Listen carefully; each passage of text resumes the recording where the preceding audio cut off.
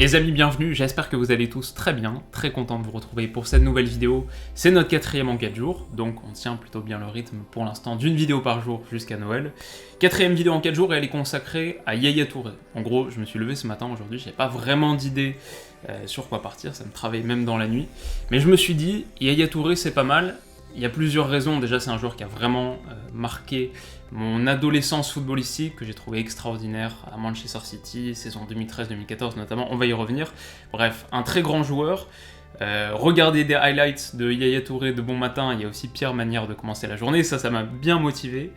Et je dois dire que c'est un joueur, c'est une trajectoire super intéressante. Je pense qu'il y a beaucoup de choses à lire dans la carrière de Yaya Touré, à la fois pour comprendre le football, le monde footballistique d'hier, mais aussi d'aujourd'hui, sur les contextes idoines pour développer ses qualités. On y reviendra à la fin.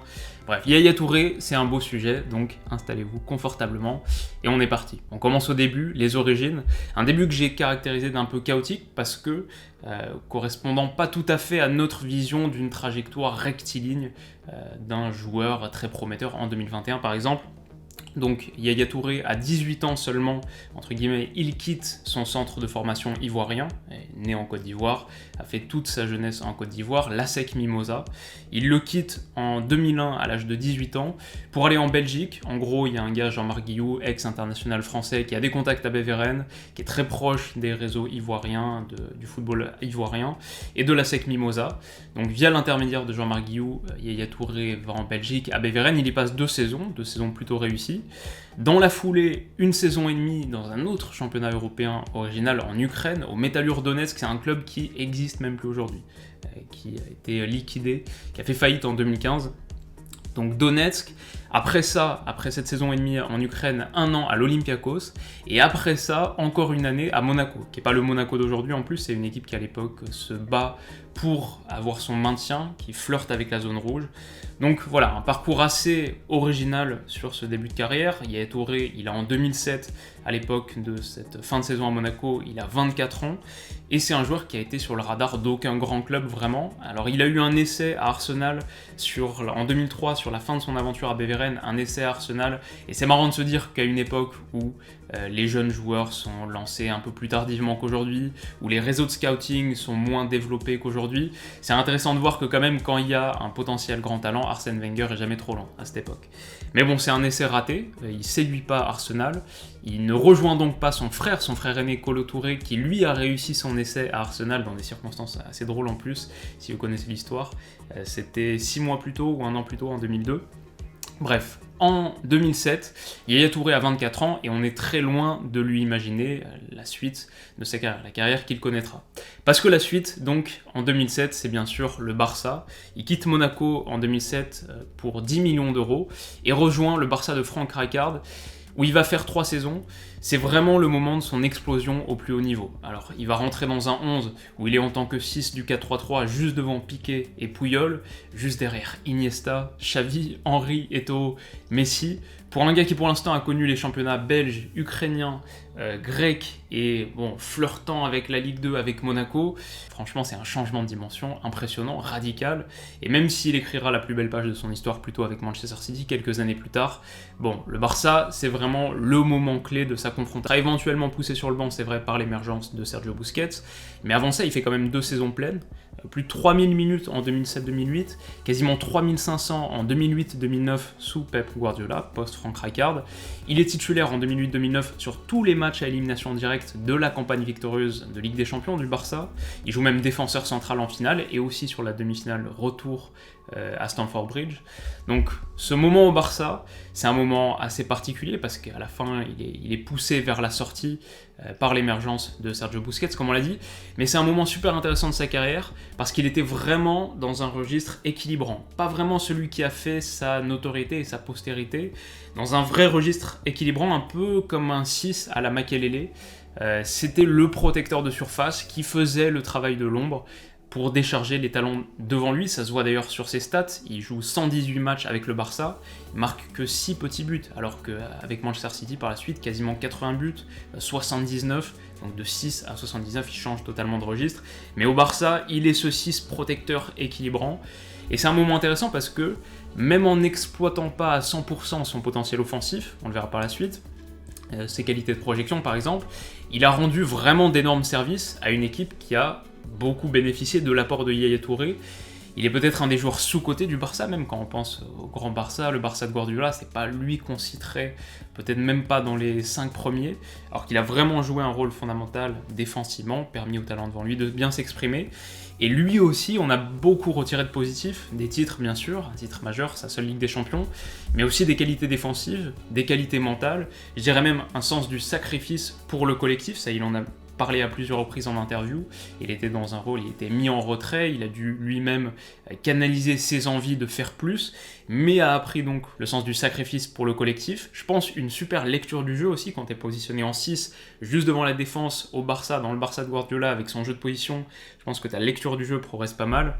Et ce que je trouve notable, c'est que c'est aussi de mon point de vue tout ça, les qualités défensives, lecture du jeu, sacrifice pour le collectif, tout ça c'est peut-être des qualités qui manquent un peu au box-to-box moderne. Les joueurs qu'on considère comme étant aujourd'hui l'incarnation du profil et du rôle box-to-box, pour moi c'est surtout des joueurs qui ont de très fortes capacités de projection, mais moins cette intelligence tactique, positionnelle et on va dire collective qu'a développé Yaya Touré sur son passage au Barça. C'est pour ça que je trouve que c'est un moment vraiment intéressant de sa carrière. Donc voilà en tout cas pour Yaya Touré au Barça, mais le moment qu'on retient le plus de lui, le moment qui a marqué l'histoire de la carrière de Yaya Touré, c'est bien sûr l'arrivée à Manchester City. Donc il arrive en 2010, il a 27 ans à l'époque, donc déjà un joueur assez mature, bien développé. Intéressant de voir que c'est là vraiment qu'il va connaître son pic, et son pic incontestable. Il arrive à 27 ans contre une trentaine de millions d'euros, il fait partie des joueurs, c'est le joueur le plus cher de cette intersaison où David Silva arrive aussi. Voilà, c'est un des joueurs majeurs du nouveau projet de Manchester City. En 2010, c'est un City tellement différent que celui qu'on connaît d'aujourd'hui. Il y a juste à regarder la composition pour son premier match de Premier League à l'Etihad à domicile. Il est associé dans l'entrejeu à Nigel de Jong, Gareth Barry. Sur les ailes du 4-3-3 de Mancini, t'as James Milner, Adam Johnson. Voilà, c'est un autre monde et c'est aussi un tout autre contexte que le Barça champion d'Europe duquel il provient. Donc un contexte différent, un changement de dimension assez intéressant, mais c'est là qu'il va devenir vraiment le joueur qu'on connaît, ou en tout cas c'est là qu'il va pouvoir montrer qu'il est le joueur qu'on connaît. C'est-à-dire un milieu polyvalent phénoménal, qui a très très peu de lacunes, qui a un fort abattage sans ballon, un énorme potentiel athlétique, de pure qualité défensive, sans l'ombre d'un doute, et surtout un rendement offensif hors norme. Il y avait moins à l'époque les stats qu'on connaît aujourd'hui, mais j'imagine que si tu avais les progressive passeuses, les incursions dans le dernier tiers, tout simplement la distance parcourue avec ballon, les mètres gagnés avec ballon, j'imagine que le Yaya Touré de cette décennie, c'est un vrai fantasme d'analyste. Maintenant, c'est moins important que ce qu'on voit sur le terrain, c'est-à-dire un joueur qui crève absolument l'écran, un joueur un peu Schumpeter, c'est-à-dire destructeur, mais très créatif aussi, très porté vers l'avant, super fin dans sa lecture du jeu. Pour rien gâcher, c'est aussi un excellent tireur de coups de pied arrêtés, qui est doté d'une sacrée frappe de balle et d'un vrai sens du but. Sa saison 2013-2014, c'est un pic extraordinaire. Moi, l'image mentale que j'avais en tout cas avant de faire cette vidéo, l'image mentale que j'avais de Yaya Touré, c'est cette saison 2013-2014.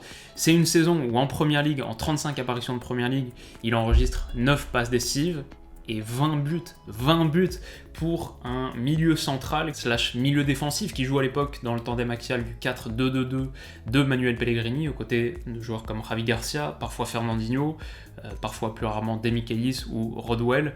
Voilà, c'est une saison totalement folle, ahurissante.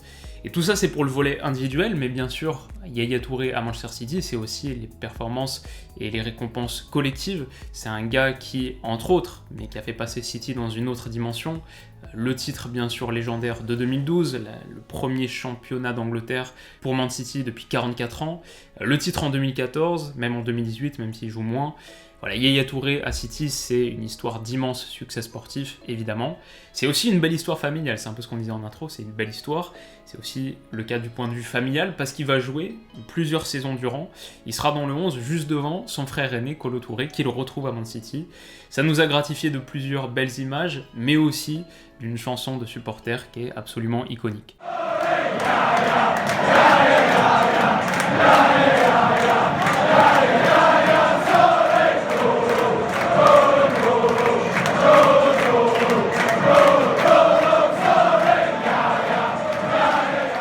Donc voilà en gros gros, pour Yaya Touré à Manchester City, il prend quasiment sa retraite en 2018.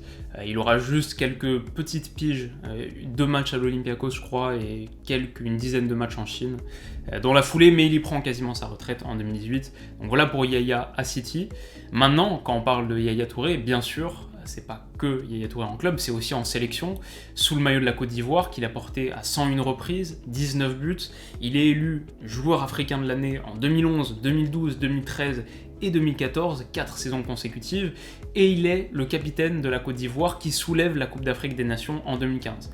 Alors ce sera jamais le plus grand joueur de l'histoire de son pays, forcément, il est à un Didier Drogba près de ce titre honorifique, mais voilà, c'est quand même un gars qui a connu le succès partout où il est passé, et qui a réussi, au-delà de sa carrière individuelle en Europe, à conduire son pays au succès continental, un triomphe continental. Ça, je trouve ça super important. Voilà en gros pour la carrière de Yaya Touré. À l'heure du bilan, ce qui nous reste quand on essaye de positionner Yaya Touré parmi les plus grands joueurs de cette période, une CAN, une Ligue des Champions, 3 Premières Ligues dans un Manchester City émergent, 2 Ligas, plein d'autres coupes nationales.